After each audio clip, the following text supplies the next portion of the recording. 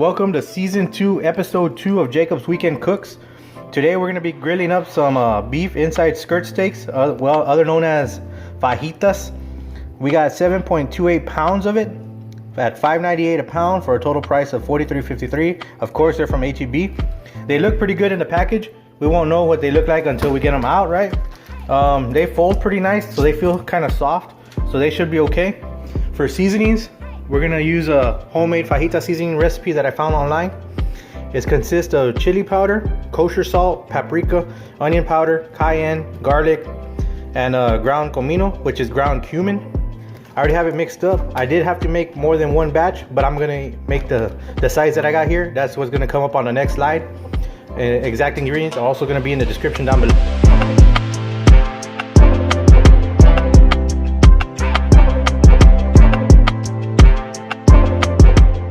First, when I get fajitas, I like to take them out of the bag and I like to rinse them to get all that loose material, the fat, the blood, everything off of them.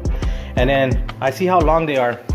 If they're too long, I cut them in half like that to make them into more manageable pieces. Then I bring them to the cutting board and I start cleaning them up. The first thing I start doing is taking off all this excess fat. There's some silver skin under here. Make sure you take that off like this. It will peel right off.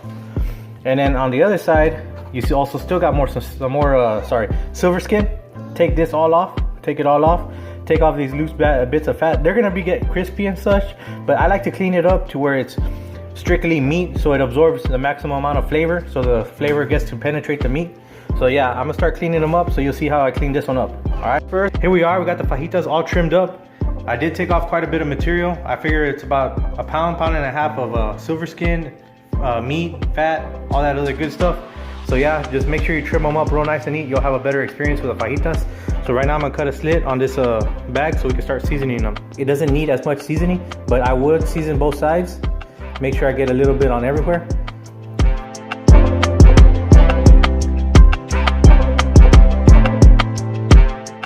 So let's get these fajitas on there.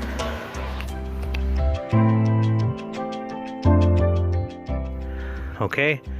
Fire is not as hot as I want it to be, but that's okay. Once it starts getting that nice little char on the outside, we're gonna wrap them up in the peach paper, and then half is gonna go in the peach paper and the other half is gonna go open.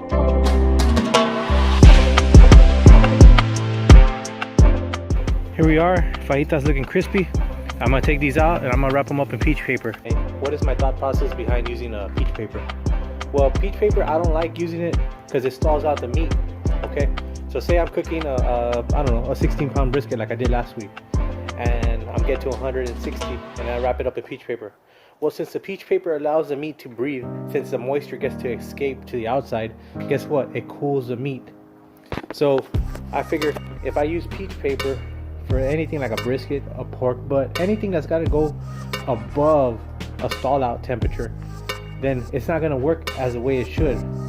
That's what I'm thinking. Is it happening the way I'm saying? I don't know. I'm not a scientist. I'm a guy who cooks on the weekends, and I've only used peach paper a couple times.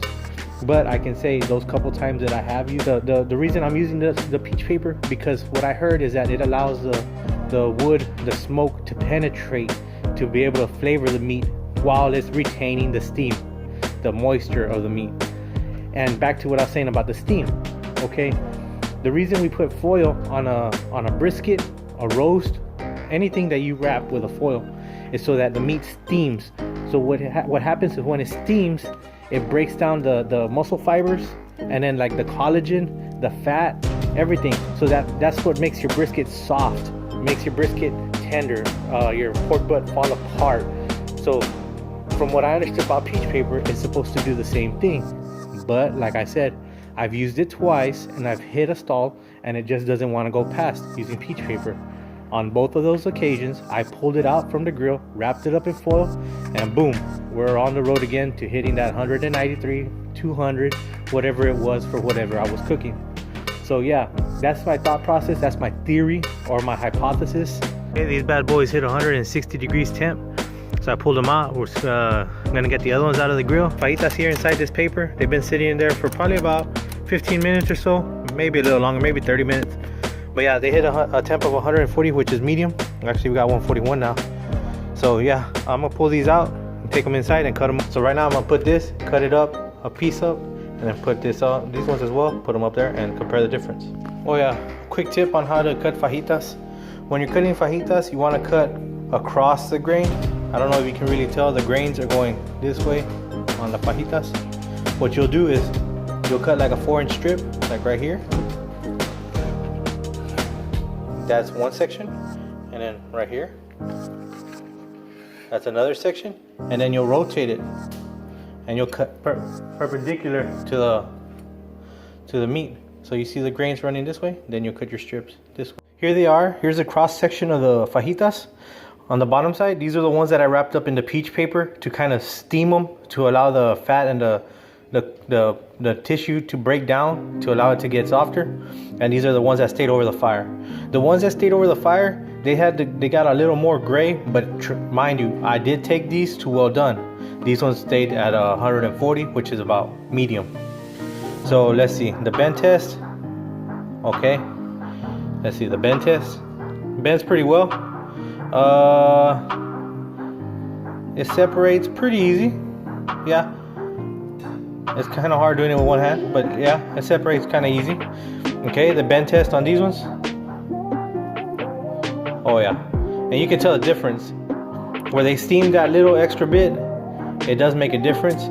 The pull a lot easier. So I guess, yeah, the peach paper did help out. Now the difference we're gonna tell is that these ones had more over the flame, so they got more smoke. They did get a better char as opposed to these ones. So if these ones got a fair amount of smoke flavor versus these, then we'll say peach paper won. If these got, because that's what I'm really looking for, because if you want oven fajitas, you can make oven fajitas. The difference for grilling would be the smoke flavor. So right now I'm gonna try a piece of this.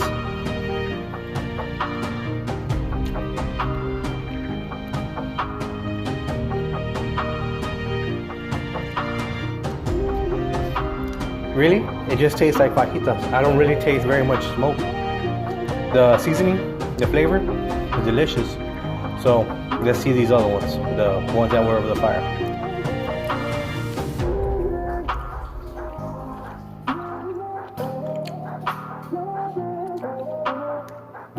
The ones that were over the fire, they got a better char on them.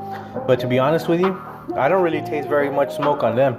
And I'm gonna be honest, the wood I used, I forgot to tell y'all, was mesquite. Mesquite wood is strong, it's bitter. You'll know when you use it, but I don't taste very much mesquite on either one of them. They both taste similar. This one does got a better char on them. This one has a nicer texture where it's easier to chew. So I guess my only thing right now is I'm gonna make some tacos, eat them up. Maybe I'll get more flavor out of them, and then I'll give you a better review here at the end.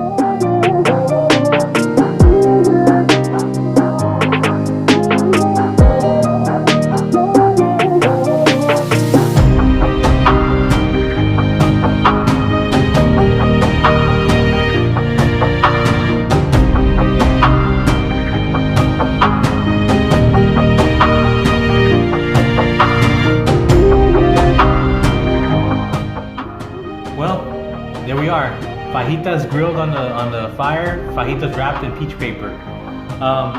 Did my hypothesis / theory work? Well, it did, in only one way. It did tenderize or allow the meat to become softer, to have a different texture. But other than that, nothing else worked. The fajitas that I cooked over the open flame, they did get some of the mesquite smoke, but the texture wasn't there, okay? The ones that I seared over the flame and then wrapped in the peach paper, they got a sear, but that went away once they got wrapped in the paper. The texture was there, but there was no smoke. So, like Thomas Edison said, I didn't fail 10,000 times. I just found 10,000 ways that didn't work. Okay, today I found one way that didn't work. So what am I gonna do for next time? Okay, next time I'm thinking I'm gonna probably do a reverse sear on the fajitas. That my thought that will get what I want. The texture of the fajitas to be soft, as well as as a flavor of the mesquite smoke and the char that we want at the end. Will it work? Who knows? Maybe I have to tweak it again. Maybe do something different. I'm not too sure. Heck, there's still sous vide as an option. So there's another couple ways I can achieve tender fajitas aside from using a different cut of meat, i.e. Papacitos uses filet mignon fajitas. That could help out too, right? But I'm not gonna go and spend X amount of dollars buying filet mignon just to make them into fajitas. No, instead I'm gonna try to make, turn a $1 steak into a $20 steak, if you know what I'm saying. That's my goal, right? So yeah, today it was okay. Fajitas, and like I was thinking also, there's never it's never boom or bust, right? As long as you get to eat. So I got to eat a delicious meal. Was it what I wanted? No, but did it come out good? Yeah. The fajita seasoning, it was delicious. It was good. Would I do anything different? I don't know. Maybe add some pepper to it. I like black pepper. But other than that, it was delicious. It hit the spot. Also, since I made it at home, it didn't have no MSG. And that's one thing you got to be careful of, because if you eat foods that have MSG, odds are you're gonna get that upset stomach, that feeling, like that weird feeling in your gut. Because some people don't like it. Some people, the MSG affects them. So look at your seasonings at your house. Some of them have it. They might not say MSG, they'll say monosodium glutamate. But if you see that, get rid of it. Or heck, if you still like it, use it. But I'm trying to get away from all those MSG gimmicks. So yeah, with that being said, no recipe's perfect. We found out today. So it's up to us to fix it, change it, make it better. And we always got next time, right? So we keep on learning, keep on moving forward. Until next time, this is Jacob saying peace.